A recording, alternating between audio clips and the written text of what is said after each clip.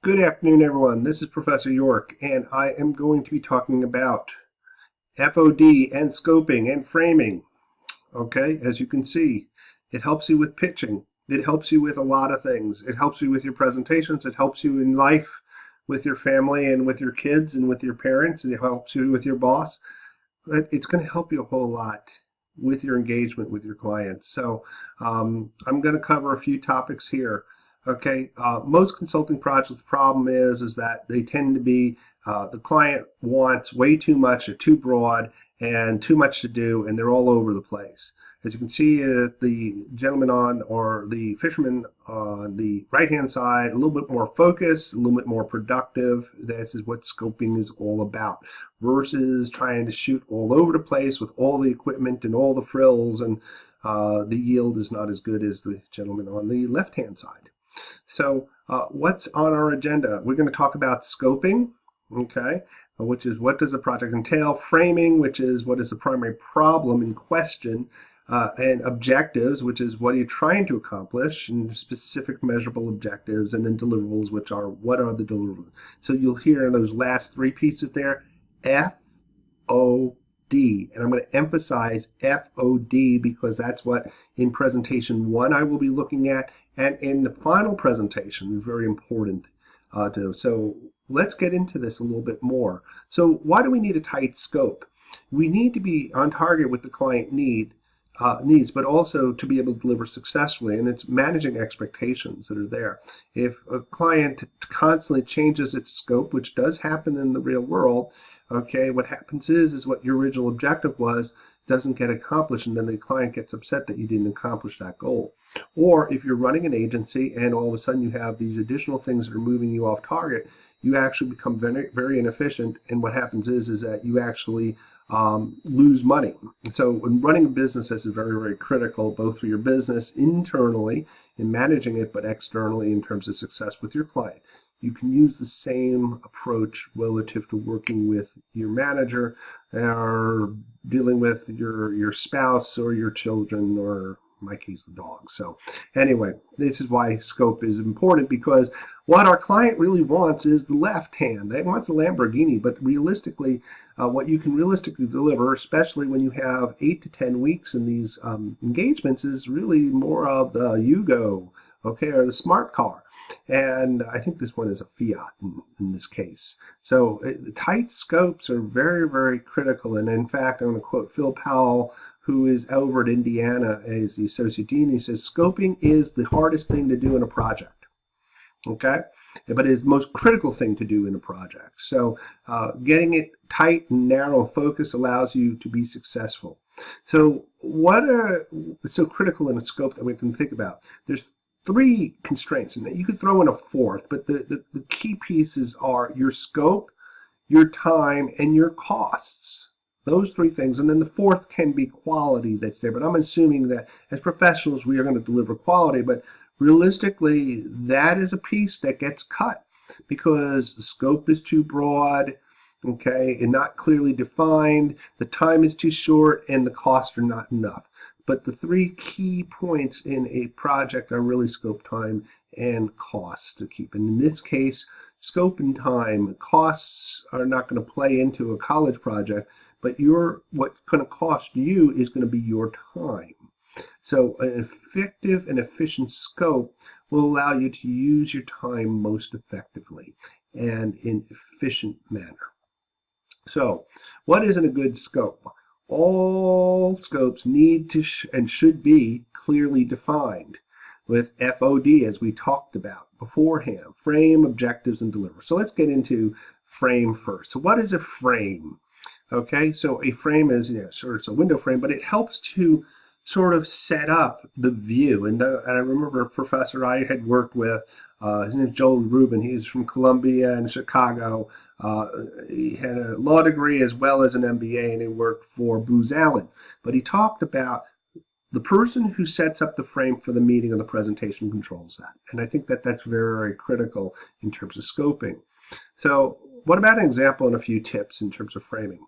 So which would you choose? And I know I've shared this with some students in some of my classes, but as you can look at that, says you have this Asian disease, okay? It can kill 600 people, and you have two alternative programs. Okay, which would you favor? So there's going to be a few options here. We have A and B. So which would you choose? Most people would choose, believe it or not, A, because it's definitive and because it's in the positive and the definitive. But if I gave you C and D, okay, 400 people die, but then you have the D, which is 1/3 probability that no one will die, 2/3. A lot of people will lean to D because 400 is not really a positive outcome. If you go across all four, most folks will lean to A. So it's how you tee up that question, frame that question, and the answers that can jive. Guess what? Pollsters do this all the time. And it's one of the things that in good market research that we really try to make sure that we guard against. In fact, some of the biases in terms of customer discovery is because of this framing that can go on and the bias of the owner or the founder that is there. In fact, I just found a paper that was from Asia that talked about this whole issue, and that in fact market research that's done directly by the company should not be done because you're injecting the founder or the company's individual's biases, and you should have someone more independent that's there. So here's another example. Which would you choose? Contains 20% fat or 80% fat-free? I think most people would choose the fat-free, and this is Tversky and Kennan, who have really talked about the science of framing. They're two of the preeminent psychologists that are out there. So here you go. There's another example in terms of you feel better about that frozen yogurt. It's 80% fat-free, even though it's the same amount of fat that it's had the one on the left-hand side.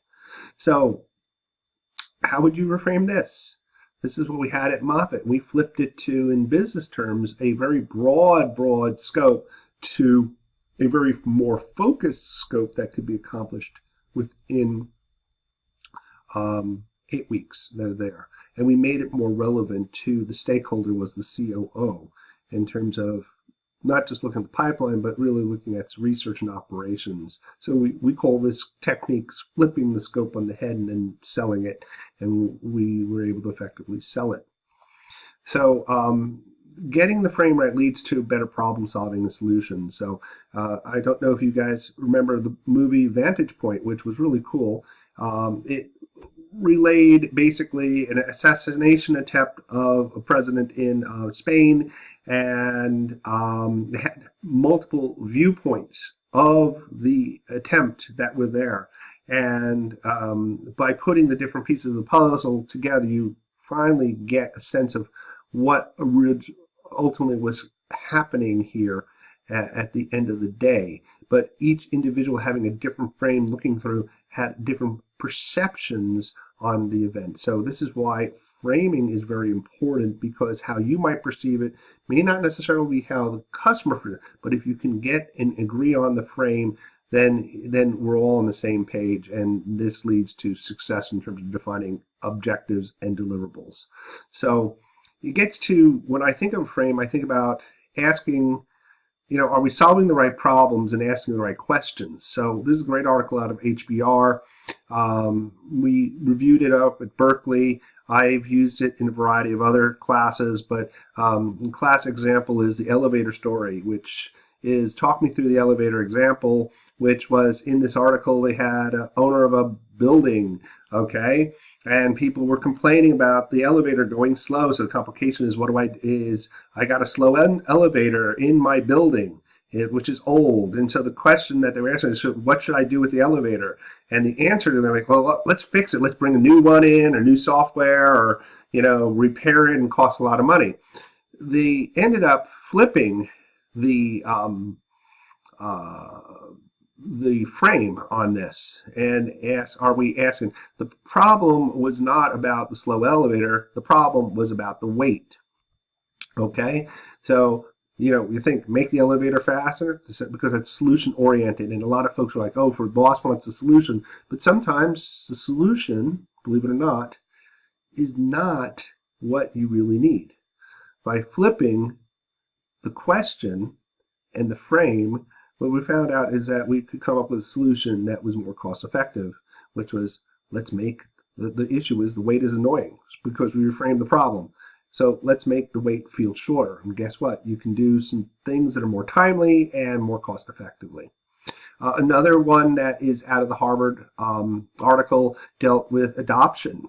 Okay, and again, situation complication, and the issue was that we were having a lot of returns into this adoption center in LA, and what they realized was that the issue was not all that we should, how do we market more to get more dogs placed out? More of the issue was maybe what do we need to do with folks to be able to help them keep their animal?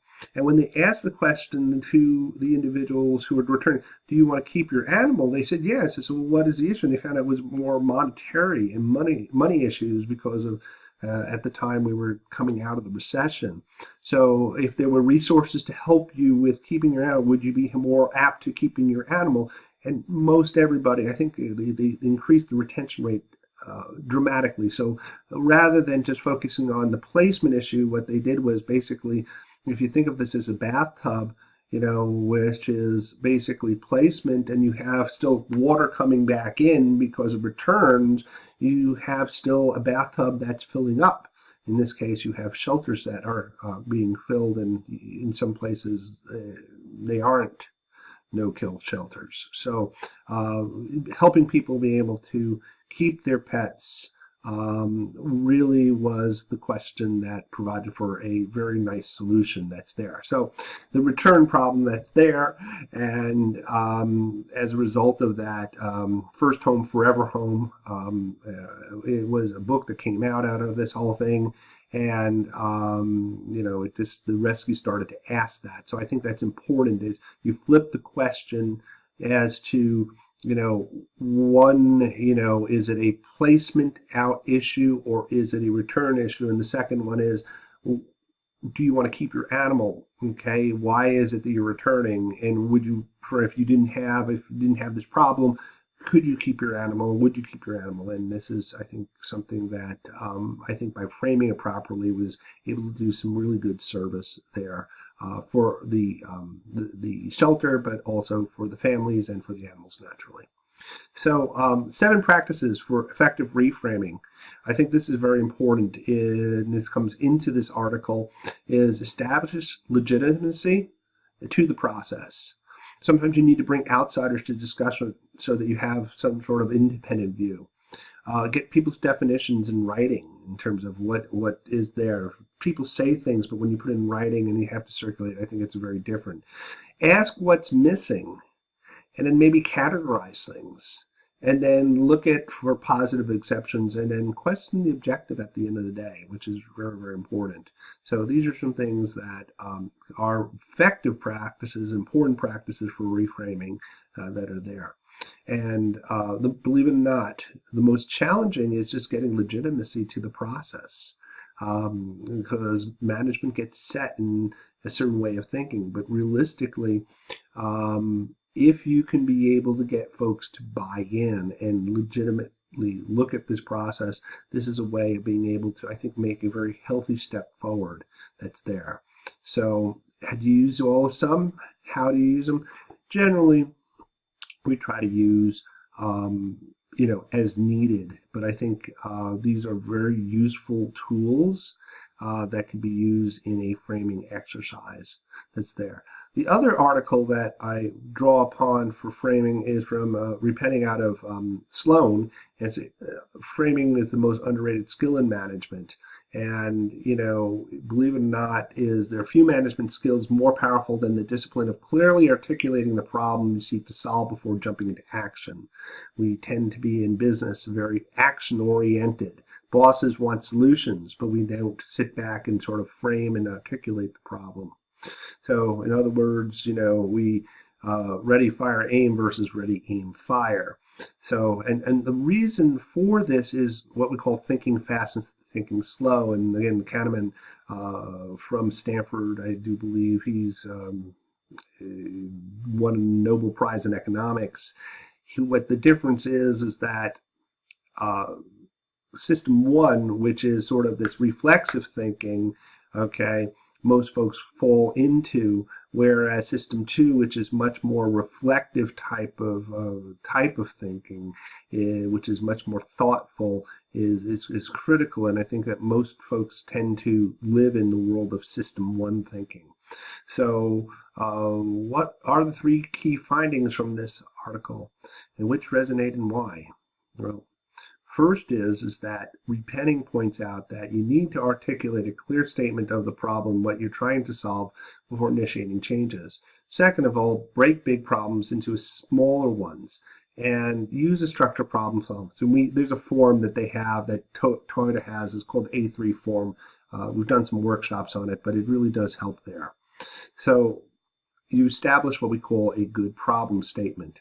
And a good problem statement references something the organization cares about, clear articulation of the gap between the current state and also the goal, and key variables, the target, the current state, and the gap. So we have a gap that's there that we're trying to make sure it's neutral as possible concerning possible diagnosis or solution, and sufficiently small in scope that can tackle. Here we come back to that scope issue that it's managed.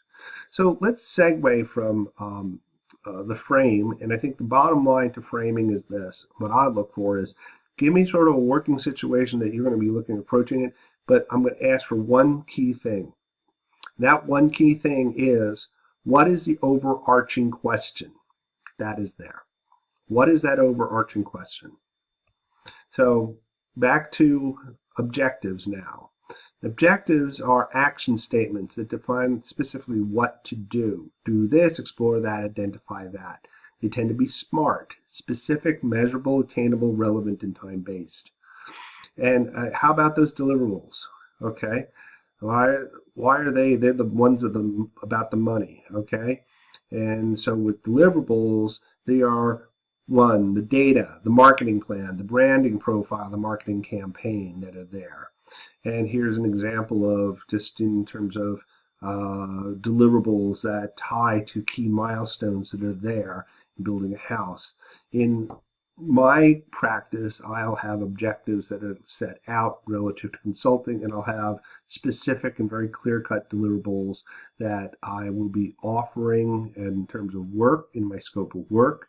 I do it because I have to manage a budget. So that's in real-world example 1. In real-world example 2, you have here, again, a scope of work and deliverables of which tell what I'm going to do. The objectives, which is to develop these 2 manuscripts that are addressing a particular issue, scientific issue, but the deliverable are these 2 manuscripts just ready to be able to be submitted. That's it. And I have 2 rounds of review. I do that because what happens is the client wants to add on or do additional things, and if the budget's very tight, I have to manage those resources that are there. So this is very important to think about. So the bottom line to project success, okay? So the bottom line here is FOD, okay? Frame, objective, and deliverables, and that translates to project success.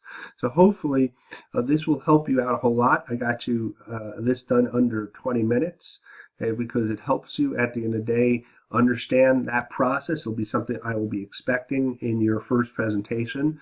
I will want to see FOD. I will want to see, in terms of with the frame, the situation, but also the overarching question, the objectives, that they are SMART and they're specific, and deliverables, that they are tangible deliverables, and that you're able to get this signed off from your client.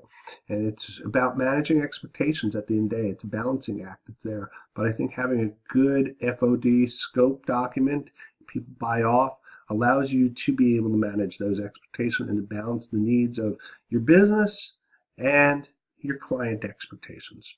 All right. Anyway, it's been a pleasure being able to do this video here for you. If you have questions, feel free to bring it up in the class or send me an email.